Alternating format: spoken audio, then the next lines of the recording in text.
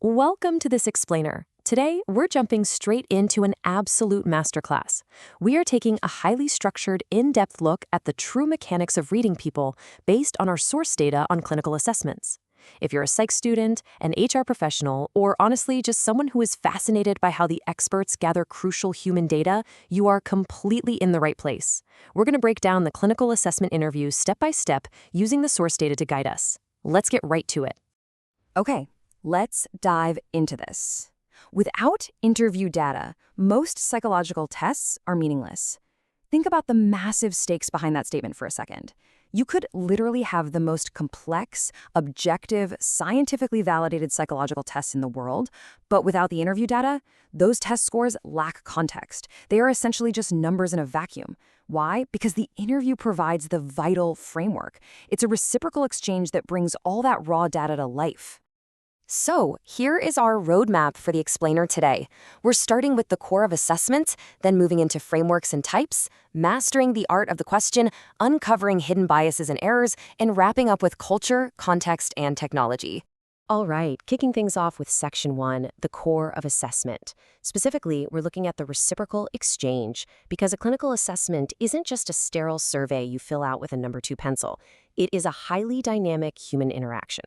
The context we're trying to gather here goes way, way beyond simple facts. We want behavioral observations. We want those quirky, idiosyncratic features, and we need to see exactly how a person reacts to their specific life situations. Now, to actually get this, successful interviewing relies way more on the clinician's overall attitude than just their technical skill. The clinician has to display warmth, genuineness, and true acceptance. There's this fascinating psychological concept at play here called social facilitation. Basically, the participants profoundly influence each other's physical states.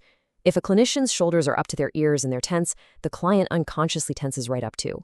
But a relaxed, empathetic, and self-assured interviewer, they can actually calm highly disturbed individuals, kind of coaxing out all that vital, nuanced context we need. Moving right along to Section 2, frameworks and types. This is where we look at how to actually structure the conversation. Imagine you were tasked with designing the assessment yourself. How much structure do you actually build into it? And this brilliantly illustrates the primary dilemma clinicians face, the degree of structure. On one side, we've got unstructured interviews. These are free-flowing, they follow the client's lead, and they offer just incredible flexibility and really high rapport. But, and it's a big but, they carry a huge risk of interviewer bias and pretty poor reliability. Now, on the exact opposite end of the spectrum, we have structured interviews. Fixed order of questions, incredibly strict rules, they are the psychometrically sound gold standard for research. The downside? They can feel super impersonal, and you might completely overlook the richness of the actual humans sitting in front of you. Oh, and as a quick aside, there is a middle ground called the semi-structured interview, which kind of balances the rules with the flexibility to ask natural follow-ups. Depending on what framework you end up choosing, interviews are carefully tailored to very specific goals. Let's walk through this taxonomy. A diagnostic interview is aimed at establishing a formal diagnosis using rigid tools like the SCID for the DSM-5. But notice how the setting shifts the tool. A behavioral interview focuses on functional analysis, the ABCs, antecedents, behaviors, and consequences. If we step into the legal realm, a forensic interview involves much longer, highly investigative sessions to determine tricky things like competency or custody. And over in the corporate world, an employment interview is evaluating goodness of fit for a role, usually utilizing a panel to minimize individual bias. Basically, the tool always has to match the target. Which brings us to Section 3, the art of the question. Let's pivot into the actionable execution phase. I want to put you right in the driver's seat of this clinical conversation. Rule number 1 of the clinical conversation is knowing exactly how to open it. Ideally, we always begin with open-ended questions. Things like, tell me about your week. It gives the client the latitude to take the conversation exactly where they feel it needs to go. Closed-ended questions like, do you like your job? Sure, they're useful for filling in tiny specific gaps, but you gotta be super careful. They demand a simple yes or no, and they can abruptly bring a really rich, flowing conversation to a dead, screeching halt, essentially forcing you to start building momentum all over again. So the real trick is, once the client is talking, how do you keep them talking? Well, here are 4 tactical steps clinicians use that progressively demand more and more active listening. Step 1 is simple transitional phrases, a nod, a yes, an icy. Step 2 is verbatim playback, literally repeating their exact words back to them to encourage elaboration. Step 3 goes a bit deeper with paraphrasing. This shows true understanding by restating their point but in slightly different words.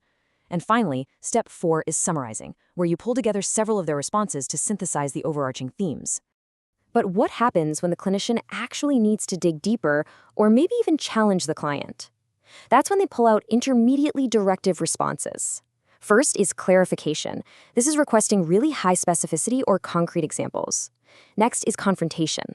Now, don't get it twisted. This isn't an argument. It's simply pointing out discrepancies between what the client says and what they actually do. Finally, there's interpretation, which is attempting to uncover underlying motivations. Our sources explicitly warn that this requires deep clinical skill. Why?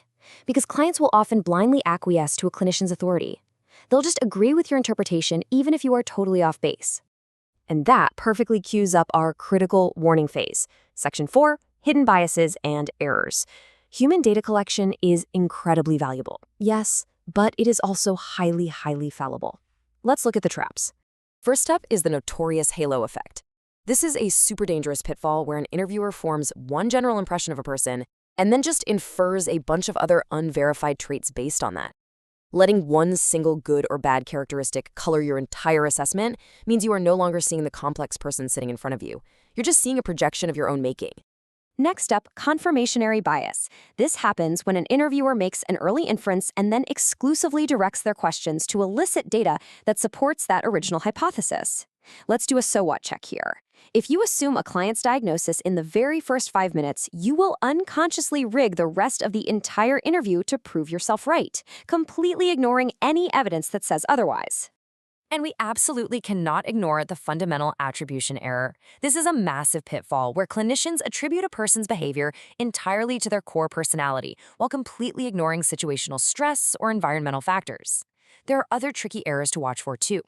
General standoutishness is a trap where an interviewer judges a person's entire personality based on just one really prominent feature, like how physically attractive they are, or their level of education. And remember, the errors don't just come from the interviewer's side. We also have to watch for respondent distortions, where clients might fake good to seem more socially acceptable, or fake bad, which is known as malingering, to gain some sort of advantage. Let's move to our final section, culture, context, and technology. The field of assessment interviewing is definitely not static. It is rapidly evolving in our diverse digital world. Now, what's really interesting about this slide is how it frames nonverbal communication. What happens when eye contact means aggression in a client's culture, but the interviewer naturally interprets it as a lack of respect or evasion? This highlights the absolute non-negotiable necessity of multicultural competence.